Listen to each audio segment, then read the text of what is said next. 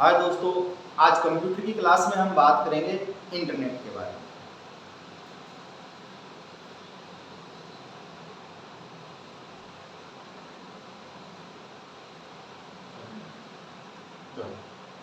Internet को समझने से पहले हम एक चीज को समझते हैं, इंट्रानेट और इंटरनेट में क्या फर्क है।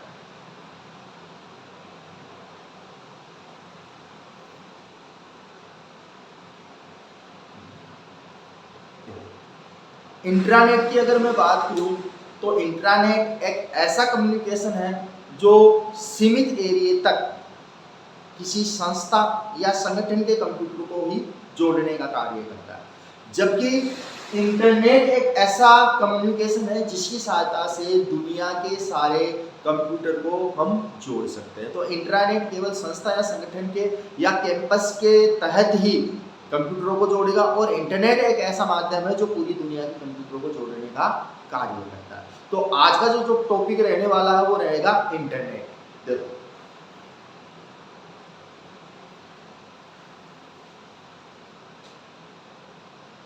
इंटरनेट की अगर मैं बात करूं तो इंटरनेट को हम अंतरराष्ट्रीय नेटवर्क भी बोल सकते हैं।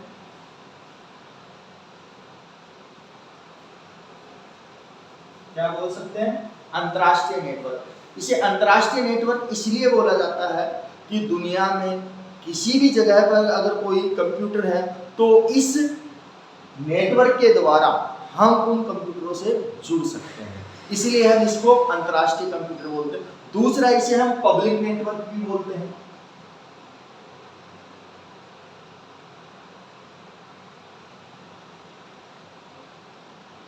अब इसे पब्लिक नेटवर्क इसलिए बोला जाता है कि दुनिया की किसी भी पब्लिक को हम आसानी से एक दूसरे से जोड़ सकते हैं, और इसके होने की वजह से आज हम तमाम दुनिया की संस्कृति के बारे में जान पा रहे हैं। तो इंटरनेट एक पब्लिक नेटवर्क भी होता है और एक तरीके से अंतरराष्ट्रीय नेटवर्क भी होता है। इसके अलावा अगर बात की जाए तो विश्व का पहला नेटवर्क इंटरनेट कौन सा था? विश्व का प्रथम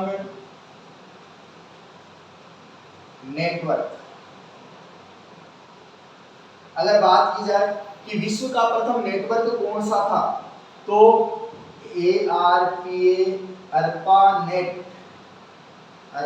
ARPANET, जिसका फुल फॉर्म है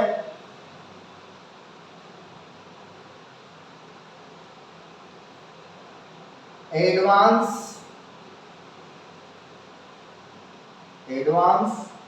रिसर्च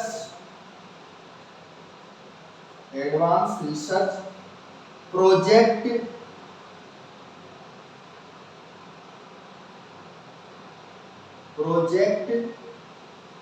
एजेंसी। क्या नाम है? Advance research project agency network. ये दुनिया का पहला नेटवर्क था। ARPANET, जिसकी फुल फॉर्म है advance research project agency network, इसका पूरा नाम है। और इसका जो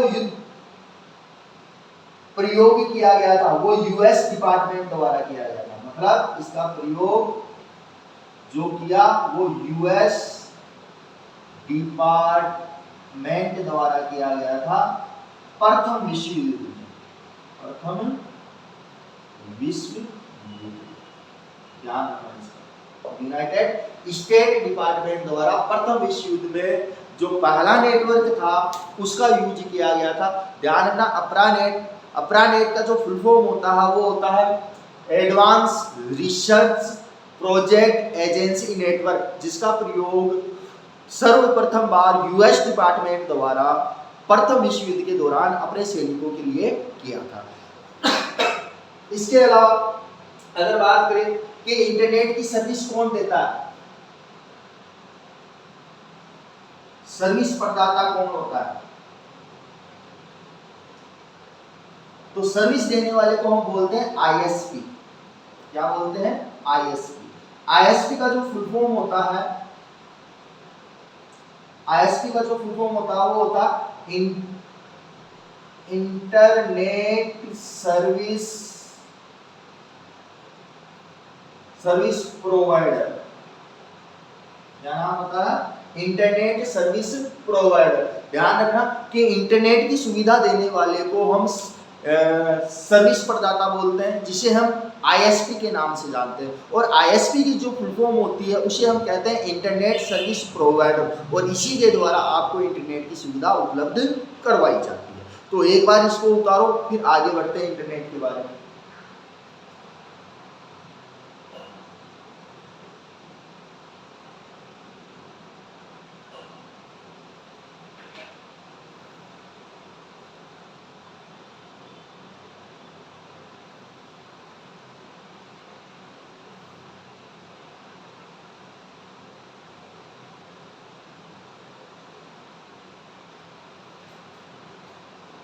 देखो आगे बढ़ते हैं इंटरनेट में।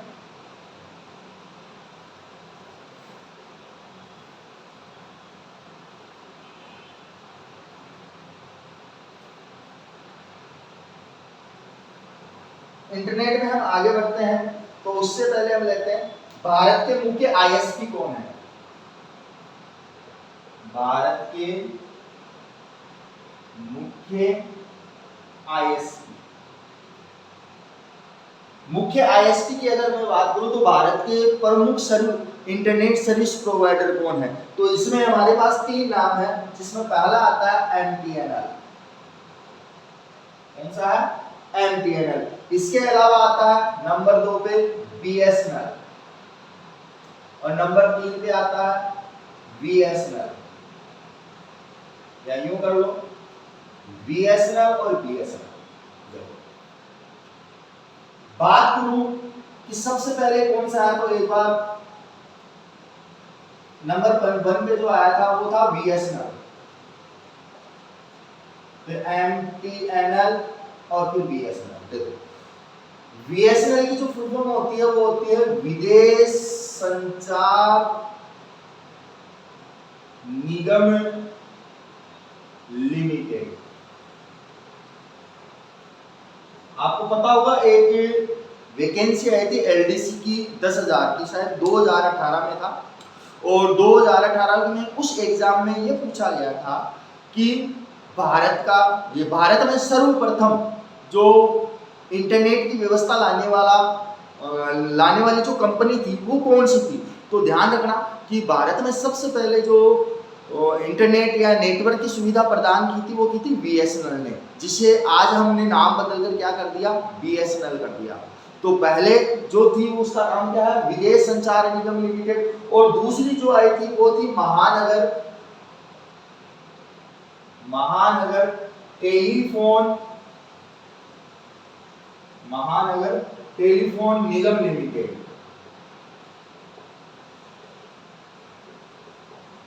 और वर्तमान में उसी का नाम बदलकर क्या कर दिया, बीएसएनएल, मतलब भारत संचार निगम लिमिटेड। भारत संचार निगम लिमिटेड भारत सरकार की अपनी नेटवर्क सर्विस है।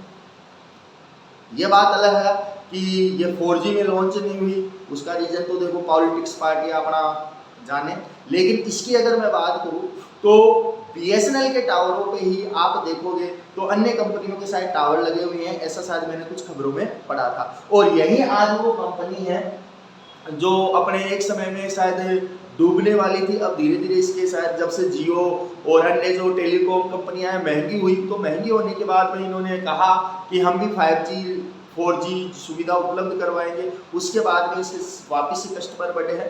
तो जो भारत के मुख्य आईएसपी है इंटरनेट सर्विस प्रोवाइडर, उनमें पहला नाम बीएसएनएल विदेश संचार निगम लिमिटेड, फिर इसके बाद में एमटीएनएल आता है महानगर टेलीफोन निगम लिमिटेड, और तीसरा जो बताया गया वो है बीएसएनएल भारतीय संचार निगम लिमिटेड। तो एक बार इसको भी आप कंप्लीट कर लो तीनों को।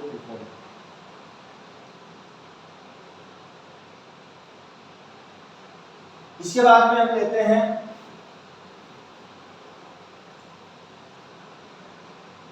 इंटरनेट के घटक।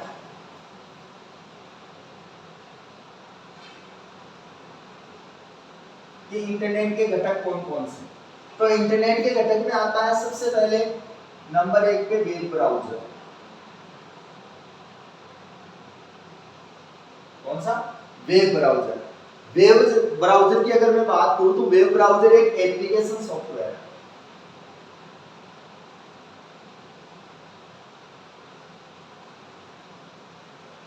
क्या बताया गया है? वेब ब्राउजर को एक एप्लीकेशन सॉफ्टवेयर बताया गया है जिससे इंटरनेट चलाया जाता है। इंटरनेट चलाने में यूज होता है। इसके अलावा दूसरा आता है नंबर 2 www, 3 बार W, मतलब world wide web. WORLD, world wide web. ये एक ऐसा प्लेटफॉर्म होता है जिसके ऊपर उपलब्ध जितनी भी जानकारियां होती है वो हमें www पे ही मिलती है। तो आप जो भी सर्च करते हो या जो भी सूचनाएं प्राप्त करते हो दुनिया भर की, तो वो हमें कौन प्रदान करवाता है? www, world wide web. इसके अलावा अगर मैं बात करूं कि इसमें जो डॉक्यूमेंट्स होते हैं वो डॉक्यूमेंट्स किसमें लिखे जाते हैं? तो वो लिखे जाते हैं HTML में। किसमें लिखे जाते हैं? HTML में। और HTML का फुल फॉर्म होता है हाइपर टेक्स्ट मार्कअप लैंग्वेज। कि भाई जो वर्ल्ड वाइड वेब प्लेटफॉर्म होता है उस प्लेटफॉर्म पे हमारे जो डाटा डाले जाते हैं वो किस फॉर्मेट में डाले जाते हैं, तो उसके लिए हम एक लैंग्वेज का यूज करते हैं जिसे हम बोलते हैं HTML। और इस HTML का जो फुल फॉर्म होता है वो होता है हाइपर टेक्स्ट मार्कअप लैंग्वेज होता है। इसके अलावा हम आगे बढ़ते हैं। तो आगे बढ़ने से पहले हम देखेंगे कि एक बार आप इसे कंप्लीट कर लो।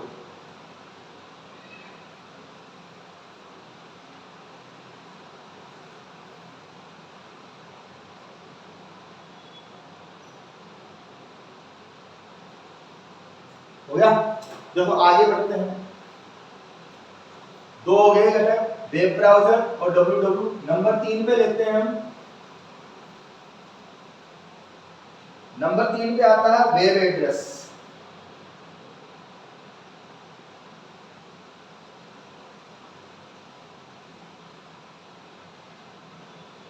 वेब एड्रेस वेबसाइट का एक यूनिक एड्रेस होता है। क्या होता है?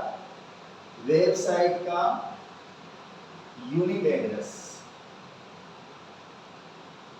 क्या होता है?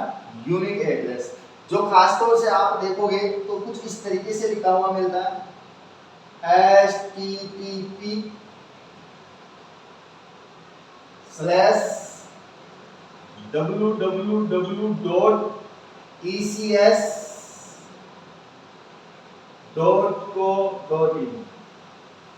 इस प्रकार का एक एड्रेस होता है वेब एड्रेस। ठीक है, जिसके अंतर्गत अगर मैं बात करूं कि HTTP क्या होता है, तो HTTP hyper text transfer protocol. क्या होता है? Hyper text transfer protocol. इसके अलावा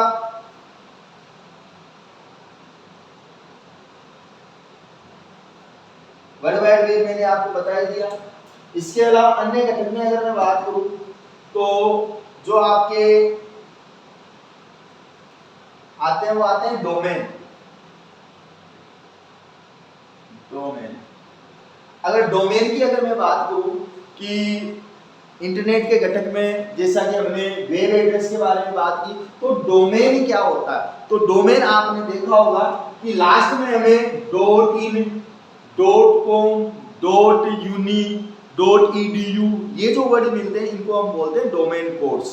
और इसी से हमें पता लगता है कि कोई भी जो वेबसाइट है वो किस प्रकार की वेबसाइट है। जैसे .com आता है तो कॉमर्शियल वेबसाइट हो गई, .uni आता है तो उसका मतलब हो गया किसी यूनिवर्सिटी की वेबसाइट है। और अगर आपके .in आता है तो .in का मतलब होता है कि भाई इंडिया की वेबसाइट है।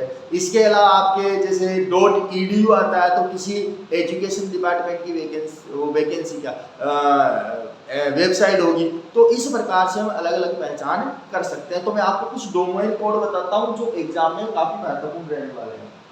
देखो, जैसे यूनिवी, ये होता है यूनिवर्सिटी या कॉलेज के लिए लगता है। इसके अलावा .com, ये होता है कॉमर्शियल, कौन सी वेबसाइट के लिए यूज होता है? कॉमर्शियल वेबसाइट के लिए। इसके अलावा .edu मतलब एजुकेशन से रिलेटेड वेबसाइट होगी। इसके अलावा .org, org मतलब किसी संगठन से संबंधित, संगठन या ऑर्गेनाइजेशन से संबंधित वेबसाइट होगी। इसके अलावा .net की अगर मैं बात करूं तो .net की किसी नेटवर्किंग से संबंधित होगी, नेटवर्किंग वेबसाइट होगी। इसके अलावा .info की बात करूं कि .info किसके लिए यूज होता है? तो इंफॉर्मेशन से संबंधित वेबसाइट होगी। इसके अलावा .nic की बात की जाए तो .nsi का मतलब है नेशनल इंफॉर्मेशन सेंटर की वेबसाइट है, सेंटर की वेबसाइट है। इसके अलावा कुछ और भी आते हैं, जैसे अगर मैं बात करूं कि जैसे .in का मतलब इंडिया की वेबसाइट है, .in मतलब इंडिया की वेबसाइट है। इसके अलावा .usa की मैं बात करूं तो ये अमेरिका की वेबसाइट है। इसके अलावा मैं .au की बात करूं तो ये ऑस्ट्रेलिया की वेबसाइट है। इसके अलावा .pk की मैं बात करूं तो पाकिस्तान की वेबसाइट है ये। तो इस प्रकार से कुछ ऐसी इन डोमेन कोड से आप पता लगा सकते हो कि जो वेबसाइट आप ओपन कर रहे हो वो वेबसाइट सिक्योर है या नहीं है। तो देखो, अगर आप किसी यूनिवर्सिटी की वेबसाइट खोल रहे हो तो आप हमेशा .uni चेक करो, मतलब इसका क्या होगा कि यूनिवर्सिटी से संबंधित वेबसाइट है ये। अगर आप किसी कॉमर्शियल वेबसाइट को ओपन कर रहे हो तो उसके लिए .com यूज होगा।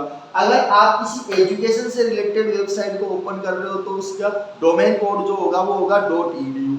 अगर आप संगठन या किसी ऑर्गेनाइजेशन की वेबसाइट को ओपन कर रहे हो तो उसमें .org मिलेगा आपको डोमेन।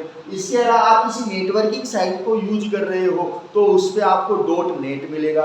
अगर आप किसी इंफॉर्मेशन लेने वाली साइट को यूज कर रहे हो तो उसमें आपको .info का डोमेन मिलेगा। इसके अलावा आप किसी नेशनल इंफॉर्मेशन सेंटर से संबंधित वेबसाइट को ओपन कर रहे हो तो उसमें आपको .nic मिलेगा।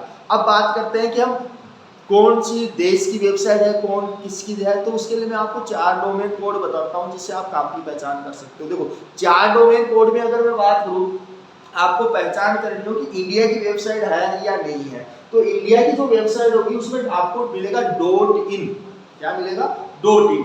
अगर आप किसी बाहरी देशों की वेबसाइट को यूज कर रहे हो या ओपन कर रहे हो तो उसमें आपको, जैसे आपको मिल गया .usa, क्या मिल गया? .usa। तो .usa की जो वेबसाइट है उससे आप, डोमेन कोड है उससे आप ये पता लगा सकते हो कि ये इंडिया की वेबसाइट नहीं है, अमेरिका की वेबसाइट है। इसके अलावा .au मिलता है तो आप पहचान सकते हो कि ऑस्ट्रेलिया की वेबसाइट है। इसके अलावा .pk अगर मिलता है, सबसे खतरनाक, ध्यान रखना इसको, in चलेगा, .usa चलेगा, .au चलेगा, लेकिन .pk नहीं चलेगा। क्यों? क्योंकि .pk पाकिस्तान की वेबसाइट है। अगर आप .pk नाम की डोमेन कोड की कोई भी वेबसाइट अगर ओपन करते हो तो हो सकता है कि आपको कहीं ना कहीं खतरा हो, इसलिए बच के रहे कि .pk पाकिस्तान की वेबसाइट का डोमेन कोड होता है। आई बात समझ में? तो इसलिए इन चीज़ों का ध्यान रखो और सही तरीके से आप अपने मोबाइल या टेलीफोन या कंप्यूटर वगैरह में जहाँ पे भी आप वेबसाइट सर्च करते हो तो इन चीज़ों का खास तौर से ध्यान रखें। ठीक है, एक बार आपको निकाल लो इसको।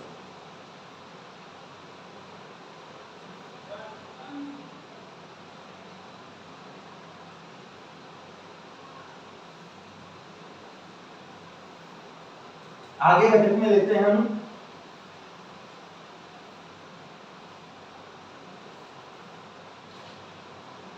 होस्ट नेम, क्या कहते हैं? Host name. होस्ट नेम की अगर मैं बात करूं तो ये www पर उपलब्ध वेबसाइट का नाम होता है। www पर उपलब्ध वेबसाइट का नाम होता है।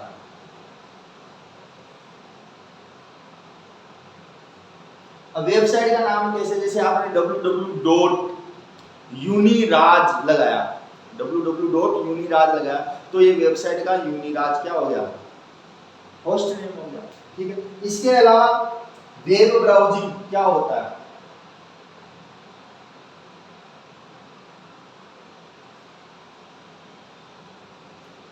वेब ब्राउजिंग, तो वेब ब्राउजिंग का मतलब होता है कि आप इंटरनेट के माध्यम से किसी वेबसाइट को ओपन करते हो तो वो आपकी वेब ब्राउजिंग कहलाती है। वेब ब्राउजिंग मीन्स कि आप अपने इंटरनेट सुविधा के द्वारा किसी भी साइट को अगर ओपन कर रहे हो तो वो वेब ब्राउजिंग है। तो वेबसाइट को ओपन करना, वेबसाइट को ओपन करना। इसके अलावा आता है अपलोडिंग।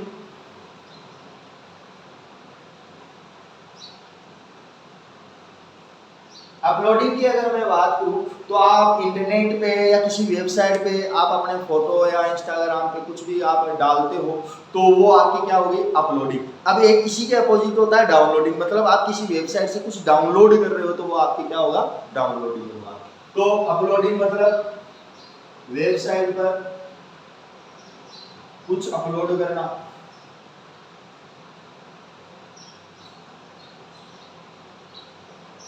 और डाउनलोडिंग, डाउनलोडिंग होता है वेबसाइट से कुछ डाउनलोड करना। दोनों एक दूसरे के अपोजिट। इसके अलावा ईमेल, ईमेल का फुल फॉर्म ध्यान रखना। ईमेल को बोलते हैं इलेक्ट्रॉनिक मेल। आपने भेजी होगी, कईयों को भेजी होगी, ध्यान रखना। इसके अलावा हम आगे बढ़ते हैं ईमेल के बाद में। तो ईमेल के बाद में जो हमारा घटक आता है उसमें हम लेते हैं ई कॉमर्स। क्या लेते हैं? E commerce.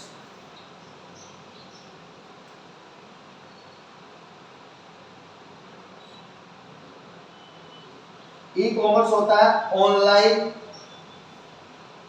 खरीदारी करना, मतलब इसका फुल फॉर्म हो गया इलेक्ट्रॉनिक कॉमर्स। क्या बोल सकते हैं? Electronic commerce. और इलेक्ट्रॉनिक कॉमर्स का मतलब होता है इंटरनेट पर सामान खरीदना व बेचना, खरीदना या बेचना, उसको हम क्या बोलेंगे? ई कॉमर्स बोलेंगे। अगर हम ऑनलाइन कोई भी सामान खरीदते हैं या कोई भी सामान हम बेचते हैं ऑनलाइन माध्यम से तो उसे हम क्या कहते हैं? E commerce. और ई कॉमर्स की जो फुल फॉर्म होती है वो होती है इलेक्ट्रॉनिक कॉमर्स। ठीक है। इसके अलावा इसमें हम 4 प्रकार के होता है। कितने प्रकार का होता है इलेक्ट्रॉनिक कॉमर्स? 4 प्रकार का। कैसे? तो 4 प्रकार में पहला आता है B2B, मतलब बिजनेस टू बिजनेस। B2B मतलब बिजनेस टू बिजनेस। क्या होता है? Business to business. दूसरा जो आता है वो आता है B2C। B2C मतलब business to customer, business to customer.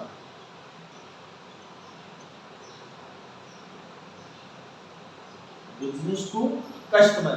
इसके अलावा तीसरा जो आता है वो आता है C2C, C2C मतलब कस्टमर टू कस्टमर।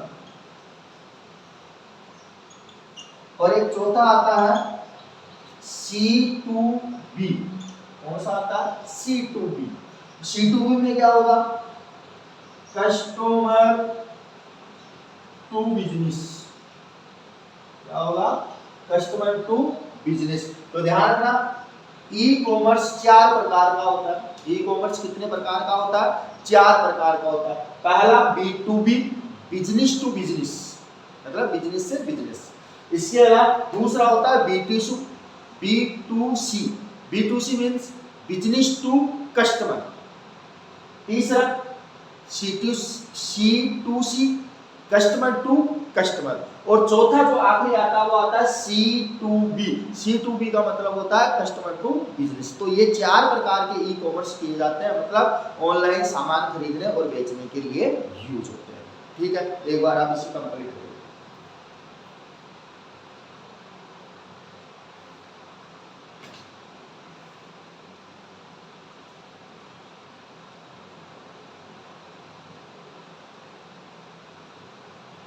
आगे हम बढ़ते हैं।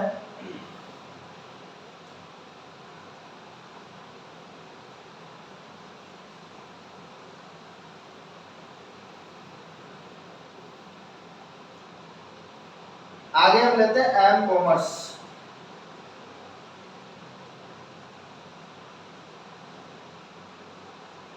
एम कॉमर्स का मतलब होता है मोबाइल कॉमर्स। मोबाइल कॉमर्स मतलब मोबाइल से खरीदारी करना। क्या? मोबाइल से खरीदारी करना। अब इसमें जो मोबाइल है, इस मोबाइल को हम बोलते हैं PDA। क्या बोलते हैं? PDA, personal digital assistant. क्या हो गया इसका full form? Personal assistant, personal digital assistant. क्या बोलते हैं इसे? मोबाइल को पर्सनल असिस्टेंट।